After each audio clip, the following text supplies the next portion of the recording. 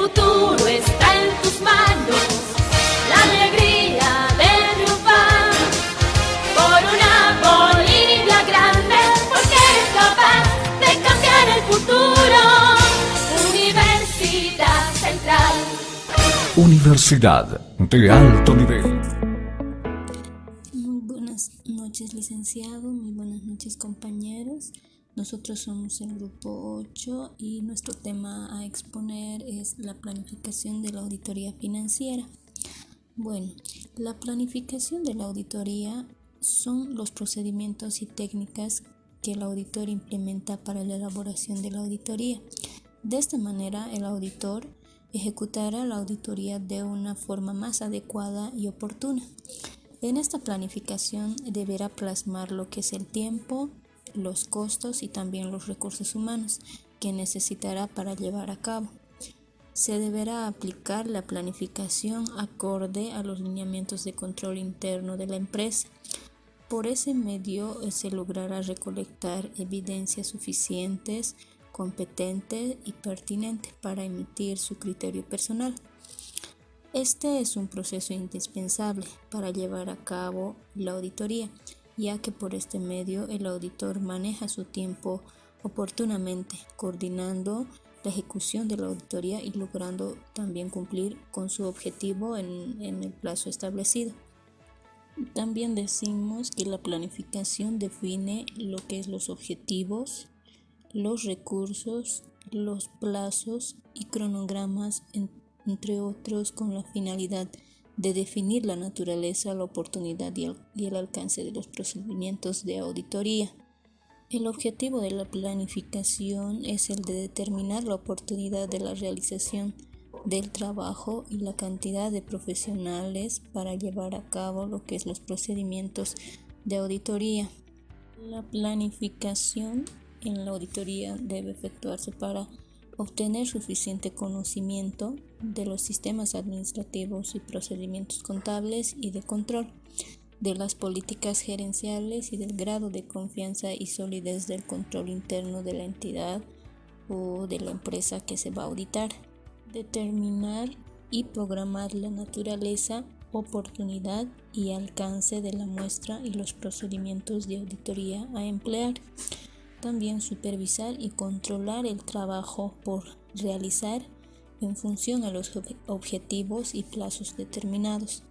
Estimar el tiempo necesario y el número de personas con las que se debe trabajar. Y también cumplir con las normas internacionales de auditoría.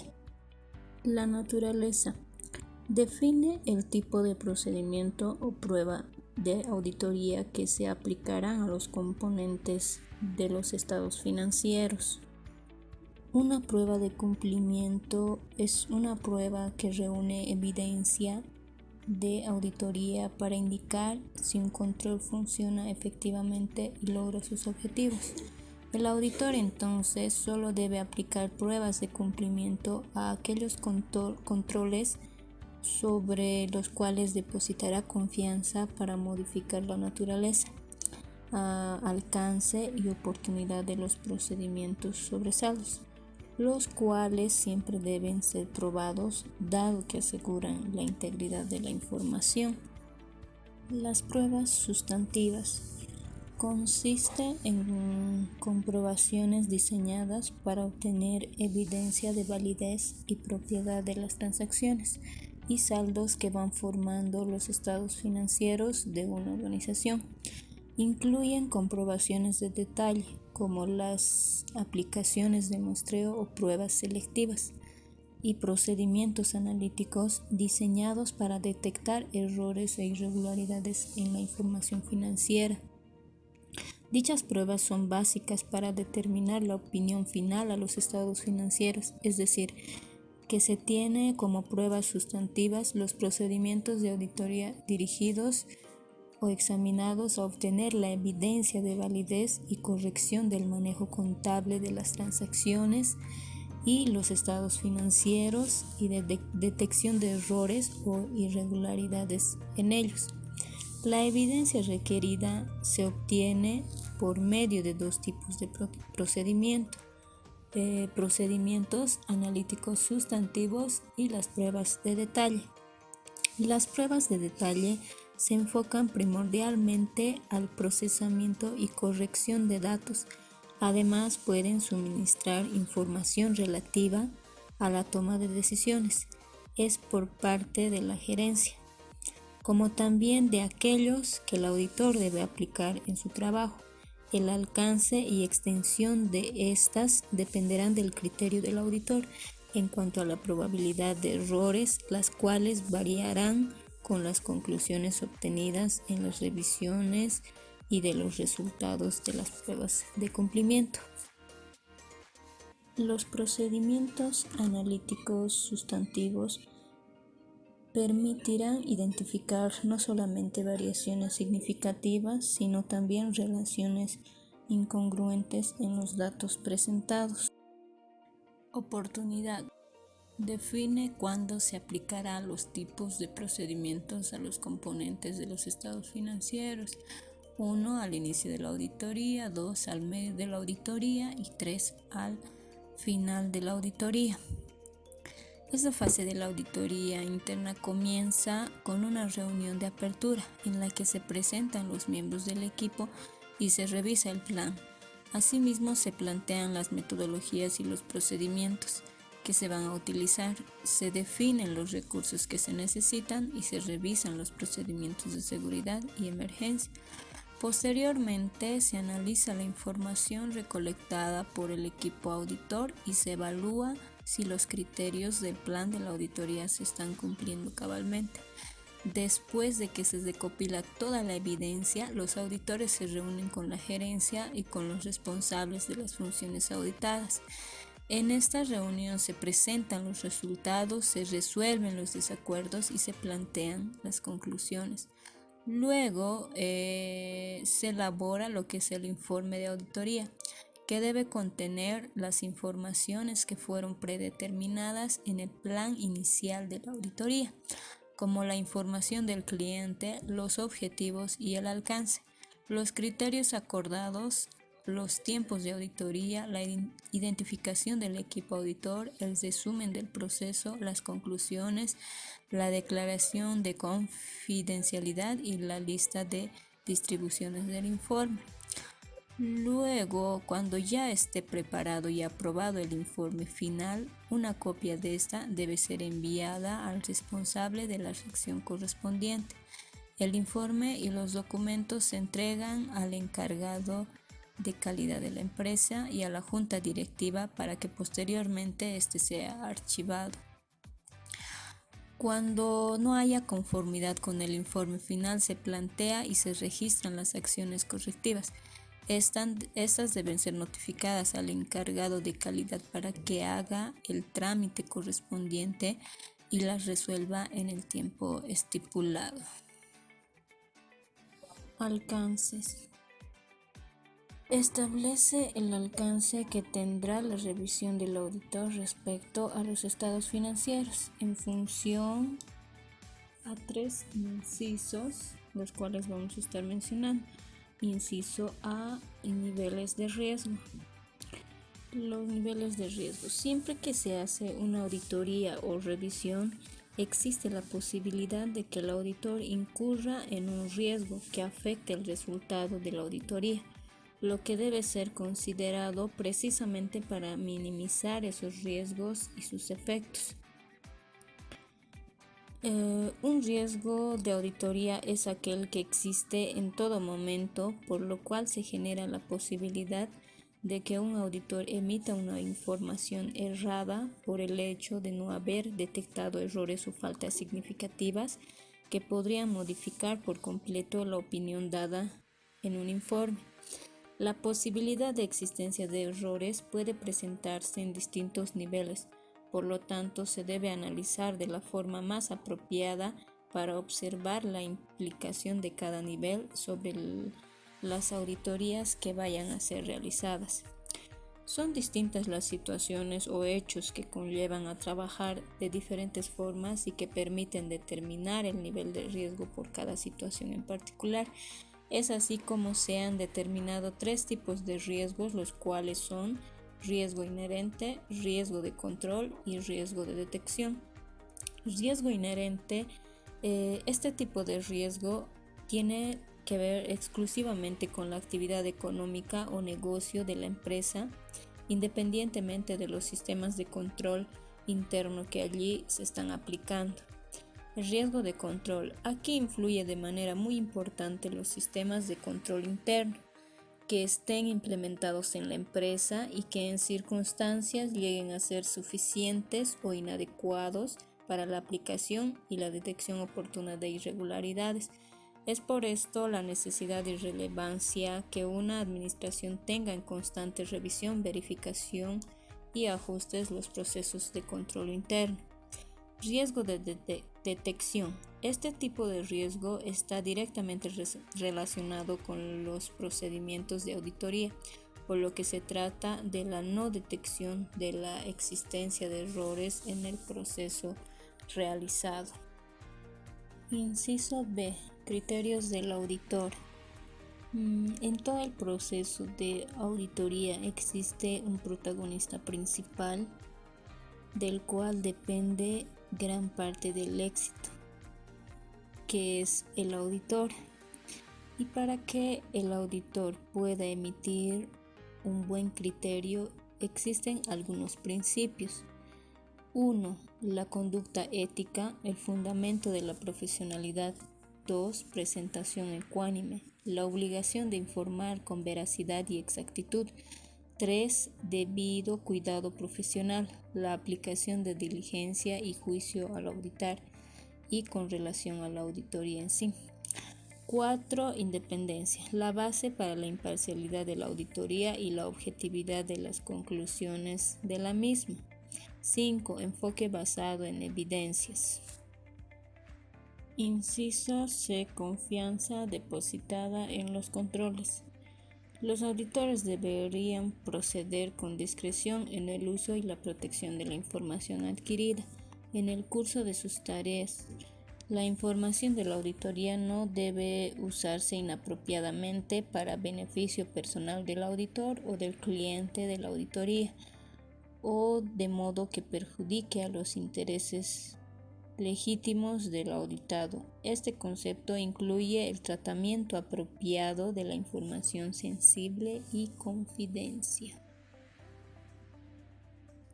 A continuación estaremos viendo un pequeño video sobre lo que es la planificación de la auditoría financiera.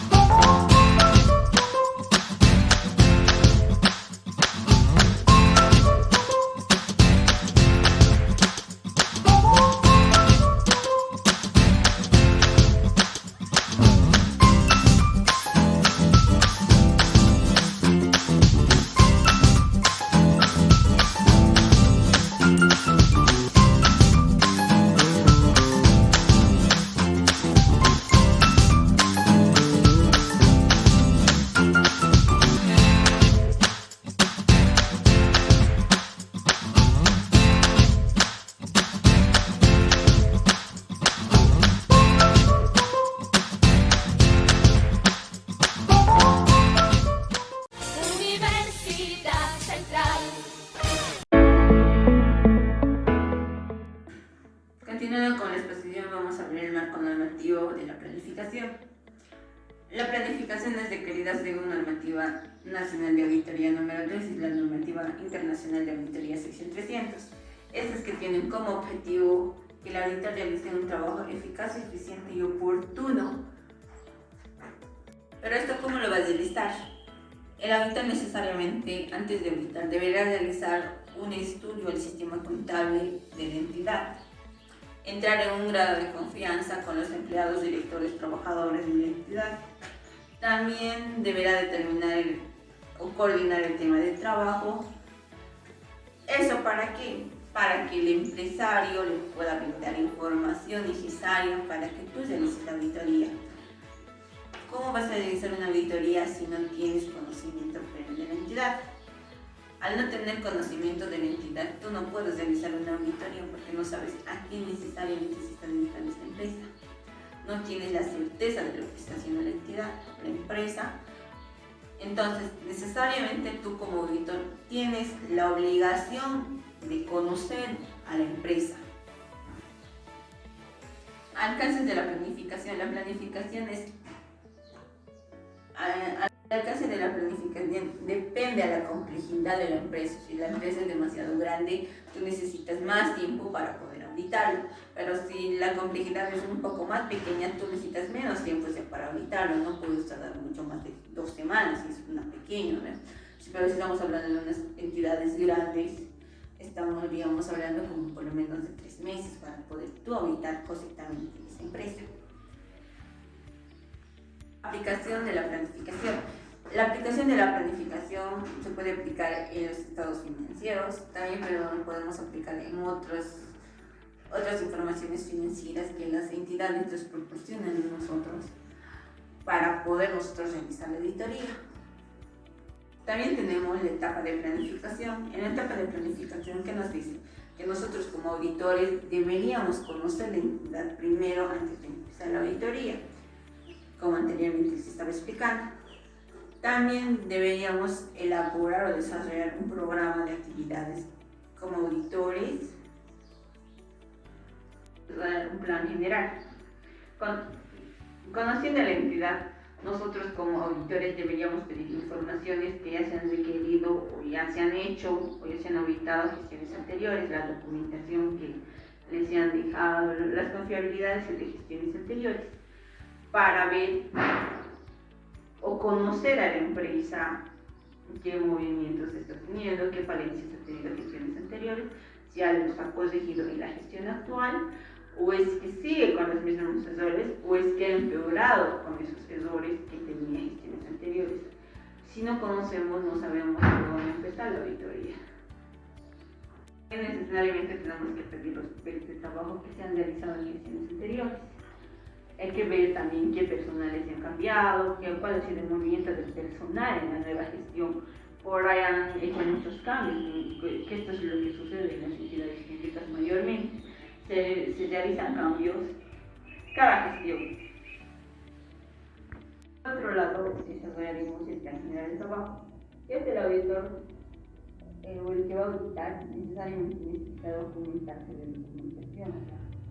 Tiene que estar respaldado el trabajo que él va a realizar, por el cual el auditor puede poner sus medidas de trabajo, cómo el auditor realmente va a trabajar, cuál es lo que él realmente necesita para hacer ese trabajo, qué documento necesita para realizar dichos trabajos o dicha auditoría, ¿no? Si necesariamente tendría que tomar toda la documentación que se ha generado en la gestión o va a tomar parte de la documentación que va a auditar. El programa de forma escrita, esto con la finalidad de hacer conocer los procedimientos necesarios que va a tomar esta auditoría, necesarios para el desarrollo del examen de auditoría. Consecuentemente, implantar la planificación a la auditoría para así que estos vayan juntos y no estemos variando en el programa y la planificación. Universidad Central.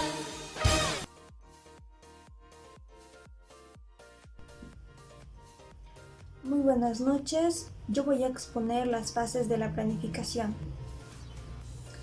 En la etapa de la planificación existen dos fases. La primera fase es la planificación estratégica y la segunda fase es la planificación a detalle.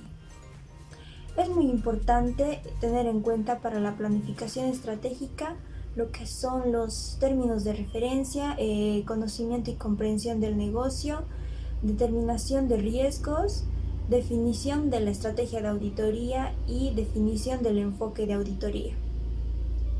La planificación estratégica es una herramienta que nos permite trazar el camino que debe seguir la empresa para poder alcanzar sus metas y sus objetivos. También es importante a la hora de la toma de decisiones para poder evitar errores futuros que la empresa puede llegar a cometer, para poder identificar falencias que haya en ese momento y poder darle solución para el mejoramiento de la empresa. Por otro lado, se puede llegar a la planificación a detalle a través del análisis de tendencias, evaluación de riesgos, evaluación del control interno, definición del enfoque de auditoría y elaboración de programas de auditoría y los atributos del control interno. La planificación a detalle es más específica para poder evitar la ambigüedad de su interpretación.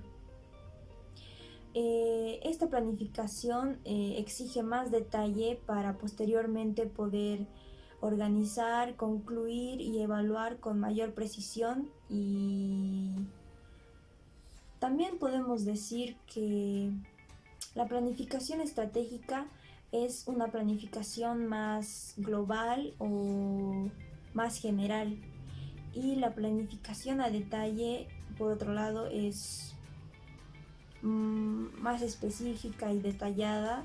Esto porque la planificación a detalle es la que complementa a la planificación estratégica.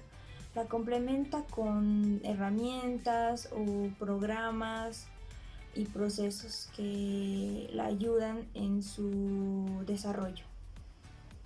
Universidad Central.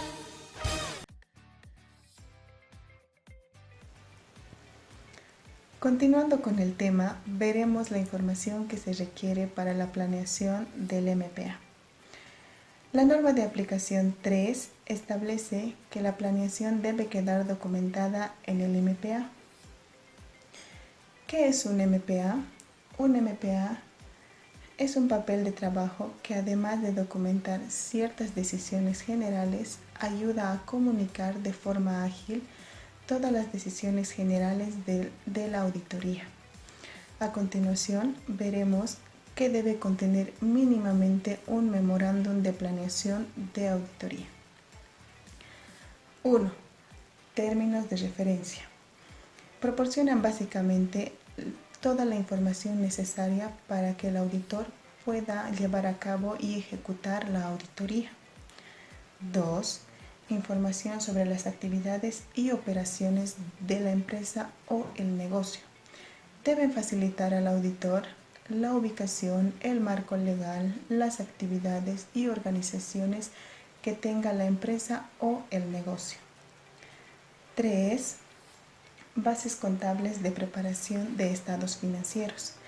Deberán mostrar el devengado y efectivo, así también las normas técnicas de principios de contabilidad generalmente aceptados. 4. Ambiente de sistema de información. Este ambiente involucra una computadora de cualquier tipo que pueda facilitar o proporcionar la información al auditor, la información financiera de la empresa. 5. Análisis de planificación o análisis de tendencias.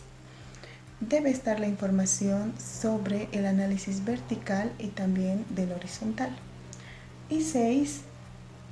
Estado y evaluación de control interno, proporcionando la información de contabilidad financiera, así también el cumplimiento de leyes y regulaciones. A continuación, mi compañero dará más a conocer sobre el Memorándum de Planeación de Auditoría. Universidad Central. Hola, ¿qué tal? ¿Cómo están? Voy a continuar con la exposición. Mi nombre es Denis. Determinación de evaluación de los riesgos de la auditoría. Esta es una herramienta muy importante para el trabajo del auditor y la calidad del servicio. Es la estimación del riesgo ante el trabajador ordenado. Es el riesgo de que el auditor expresa una conclusión inapropiada por cuanto la implica el diálogo de las mismas para valer de su propia manifestación. Tenemos los siguientes riesgos. Inciso A, riesgo inherente. Inciso B, riesgo de control. Inciso C, riesgo de dirección. Áreas críticas. En las áreas críticas hay que velar mucho por estas áreas, ¿no? Porque son, digamos, áreas que afectan bastante. Siguiente es determinación a los niveles de materialidad. Tenemos inciso A, la cantidad de errores, distribuciones, etc. El auditor acepta sin que lo modifiquen su opinión sobre los estados financieros. El muestreo. Se conoce como muestreo a la técnica que selecciona una muestra a partir de una muestra, elegir una muestra elaborada, conseguir sus propiedades o sean extrapolaciones, ¿no? Tenemos los siguientes muestreos. Inciso A, muestreo de criterio. Inciso B, muestreo de estadística. Enfoque de auditoría esperado. Enfoque de auditoría esperado. Es la evaluación del auditor. En los riesgos identificados a nivel de aseveración. Proporciona una base para considerar el enfoque de auditoría eficaz para diseñar y llevar a cabo procedimientos que respondan los riesgos identificados. Tenemos como inciso A sustantivos, inciso B tenemos cumplimiento, inciso C sustantivo cumplimiento, inciso D cumplimiento sustantivo. Siguiente tenemos uso de expertos. En el uso de expertos participan todos los profesionales expertos ajenos o disciplinas de auditoría. Siguiente tenemos equipo de auditoría, horas auditor. Aquí están, digamos, los gerente y auditoría, supervisores, auditores,